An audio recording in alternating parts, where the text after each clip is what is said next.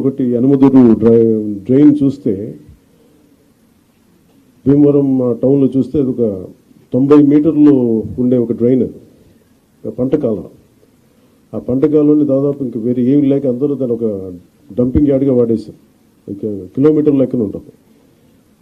అందరూ అక్కడ వేసేయటం, అది ఏం చేస్తారు, మళ్ళీ వర్షాలు వచ్చేటప్పటికి అది మొత్తం వర్షాలు వస్తే కొట్టుకెళ్ళిపోయి మళ్ళీ సముద్రంలో కలిసిపోతూ ఉంది.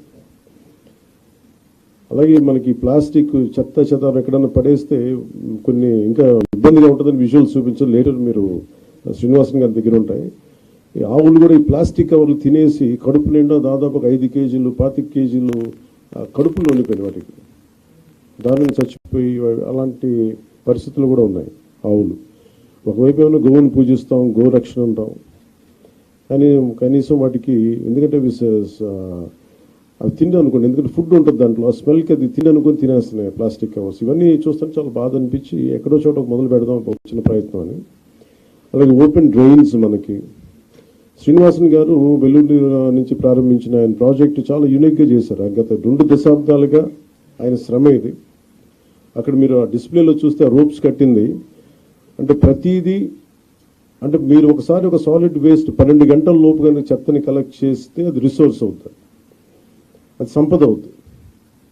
ఇక్కడ మేము కొత్త ఉద్యోగాలు ప్రారంభించడానికి కానీ వీటన్నిటికీ కూడా మన పరిశ్రమలు వీటన్నిటికంటే కూడా సర్వీస్ ఓరియంటెడ్ ఎంత డబ్బు ఉంది, అది ఈ సాలిడ్ లిక్విడ్ రిసోర్స్ మేనేజ్మెంట్లో పడేసిన ప్రతి చెత్త పనికిరాంది అనుకున్న మన ఇంట్లోంచి పడేసింది అది ఇంకో చోట సంపాదన అవుతుంది.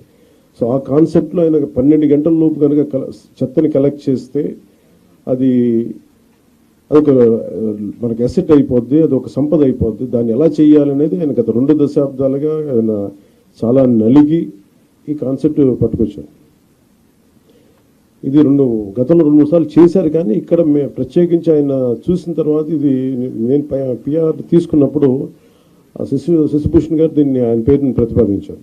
సో ఆయన కూర్చొని మాట్లాడినప్పుడు నిజంగా చాలా బాగుంది. కానీ మనకున్న సమస్య ఏంటంటే కల్చరల్లీ చెత్త అనేది మన సంబంధం లేదు. మన వస్తువులు వాడతాం, పడేస్తాం తప్ప క్లీనింగ్ అనేది మటుకు అది మనకు సంబంధం లేదు, అది ఇంకొకళ్ళు వచ్చి చేస్తారనేది ఒక కల్చరల్ ఇష్యూ. ఇది ఈరోజు మేమందరం ప్రయత్నం ఏంటంటే ఒక ప్రయత్నం చేస్తున్నాం. ఎంతవరకు సఫలీకృతం అవుతాం ఇవన్నీ అనేది మేము ముందుగా దీన్ని పిఠాపురంలో ప్రారంభిద్దాం దీన్ని, ఎందుకంటే నా కంట్రోల్లో కంప్లీట్గా ఉంటుంది కాబట్టి ముందు ప్రయత్నం చేద్దాం. అక్కడ దాదాపు 54 పంచాయతీలు ఉన్నాయి, అక్కడ 2 మున్సిపాలిటీలు ఉన్నాయి, కొల్లప్రోలును పిఠాపురం. సో ఇక్కడ ప్రారంభిద్దాం ముందు.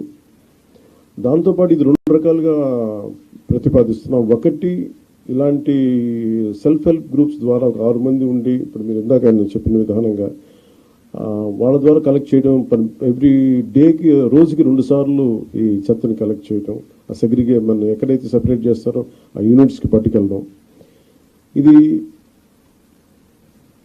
ప్రజలు కూడా బాధ్యత తీసుకుంటేనే అవుతుంది. కేవలం మేము పడేయటమే మా బాధ్యత అంటే సెగ్రిగేషన్లోనే చాలా చాలా బాధ్యత తీసుకోవాలి. అది ఒక ప్రయత్నం చేస్తుంది. ఈ కల్చర్ మనం ఇంజెక్ట్ చేయకపోతే భవిష్యత్తుకి మనందరికీ మనకి చాలా ఇబ్బందిగా పరిస్థితులు వస్తాయి.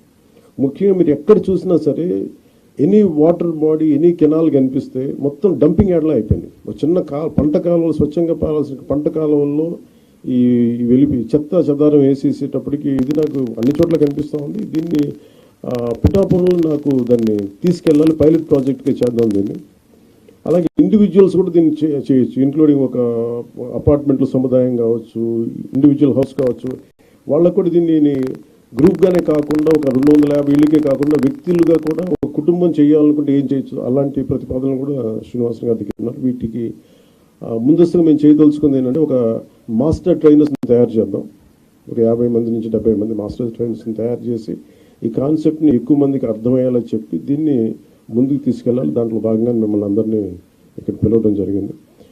If you go into detail, ప్రతి డీటెయిలింగ్ వెళ్తే నిజంగా అందరం కలెక్టివ్గా అనుకుంటే ఖచ్చితంగా పాసిబిలిటీ చేయొచ్చు. కాదు అది వ్యక్తితో మొదలవ్వాలి. సో నేను పొద్దున్న పెట్టిన ప్రతిపాదన కూడా ఏంటంటే నాకే అనిపించింది ఆయనతో మాట్లాడినప్పుడు, ముందు నేను ఎక్కడైతే ఉంటున్నానో నా క్యాంప్ ఆఫీస్ కానీ లేదంటే